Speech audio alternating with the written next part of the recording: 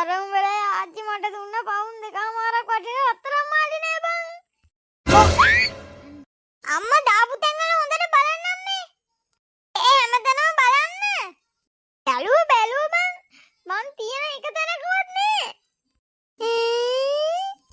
අම්මේ හොරෙක් ඇවිල්ලා වෙන්න බැරිද? හොරෙක් එන්නේ ඉතින් අපි ගෙදර නැති වෙලාවක් වෙන්නටයි. අක්කේ ඇයි මේ කෑ ගහන්නේ අක්කේ? අනේ නංගියේ මගේ අම්මා මට දුන්න රත්තරන් මාලි නැති වෙලා.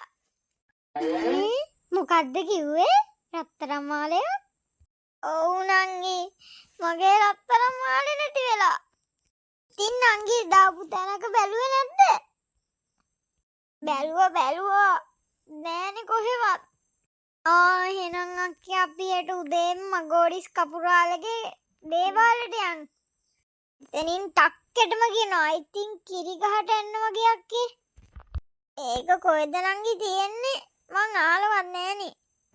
අර අපේ ගමට අල්ලපු ගමේ යර යක් ගහක් තියෙන්නේ. ඒක යටනේ අර දේවාලයක් හදන් ඉන්නේ. එයා තමයි මගෝඩිස් කපුරාල කියන්නේ. එයයි කියන්නේ ඔක්කොම හරියටම හරියනවලු.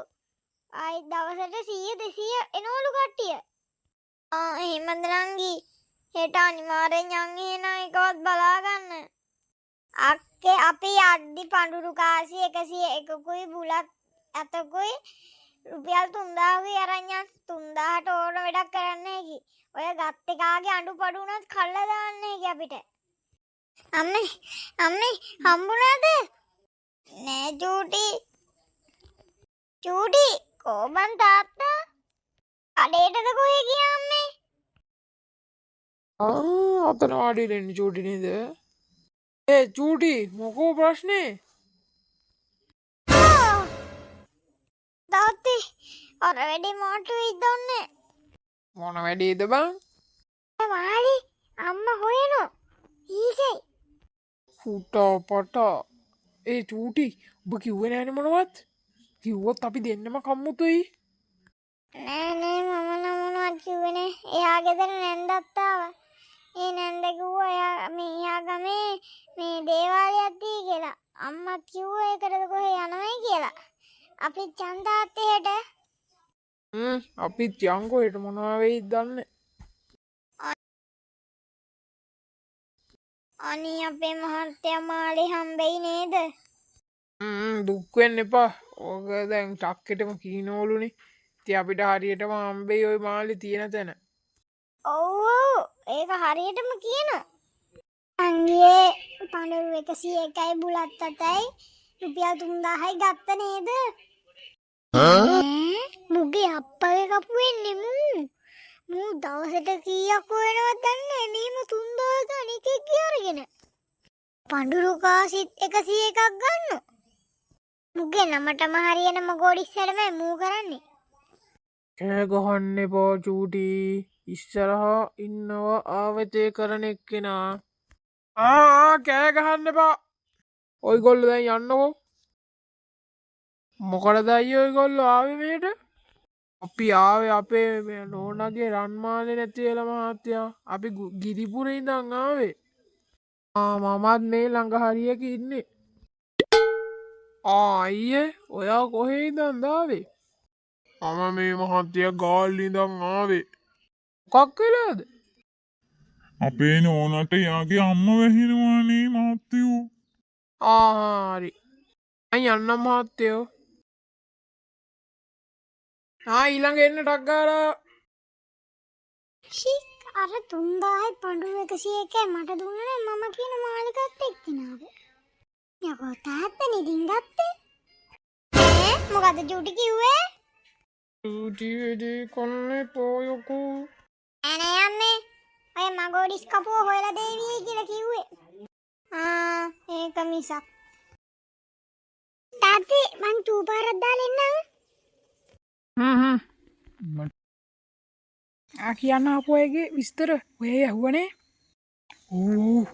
මේ මගෝඩිස් කපුරාල ගිරිපුර ගමෙන් ඇවිල්ලා තියෙන මාලියක් නැති වෙලා. ඔයයි ඇවි කියන්න ගිරිපුර ගමෙන් ආපුව එන්නේ කියලා. හරිද? හරි මං ටක්කෙටම කරන්න. මේක මෙතෙන්ට චූපාර දාන්න ඕන. ඒගොල්ලෝ පඳුරු අරන් ඇවිල්ලා තියෙන්නේ. ඔය ඇයි කියන්නේ කකුලක් කැඩෙන්නම පොල් ගහනවා කියලා. හරිද? හරි. ඒකයි මේ මෙතන හැමදේම හරියනවා කියන්නේ. මෙතන මෝ හැමෝගෙම අයිනේ වයි මුකටද ඔක්කොම නම්මන ඔක්කොම හර මෝ ඇවිල්ලා කපුරාලේටිය කියනවා. හරි. දපංකො මේක අම්මට කිව්වනම් හරි. නැත්තම් යකෝ 3000ක් අපරාධේ. මේ මමත් දැන් යන්න. හොඳ. මෙහෙම තමයි ඉතින් අපි හැමදාම හොයන්නේ. අම්මේ මෙතෙන්ට ඇවිල්ලා වැඩක් නැහැ. මුන් එන තනි බොරුව කරන්නේ. මං චූපාරක් දාන්න ගියා. ඊට පස්සේ අපින් අර ඇවිල්ලා ඇහුවේ සුදු පාට මාමා කෙනෙක්. අර උසේ ඌ කියන හැමදේම අර කපුවට. ඊට පස්සේ තමයි මේ ඇත්ත වගේ මූ කරන්නේ. අනේ කමන්නේ චූටි අපි මේකවත් අහගෙන යන්කෝ. අනේ මන්ද අපරාධය අම්මේ 3000. චූටි ඔහම ඉන්නකො නැත්නම් අම්මට දුවේ හිතේවිනේ. ඔයගොල්ලෝ එන්නකෝ දැන්. මේ නංගි ඔයගොල්ලොන්ගේ ඔය අහගන්නකෝ මම පැත්තකට වෙලා ඉන්නම්. නංගි.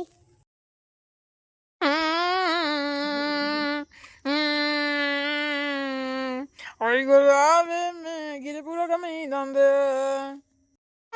ඔව් ගුරුනාන්සේ. මට දැනෙනවා. ඔයගොල්ලෝ ආවේ මාළියන්න තියලා නේද? හරියටම හරි කපු මහත්තයා. ඒ බංචූටි මට බයයි යකෝ.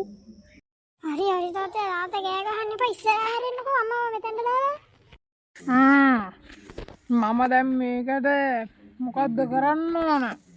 මේක ගත් එකාගේ අතපය දෙකටම කැඩෙන්න මොකක් හරි එකක් කරන්න කපු මහත්තයෝ. මට කෙලවේද මන්ද? මිදහල්ලකෝ මම ගහන්න දෙන්න පොල්.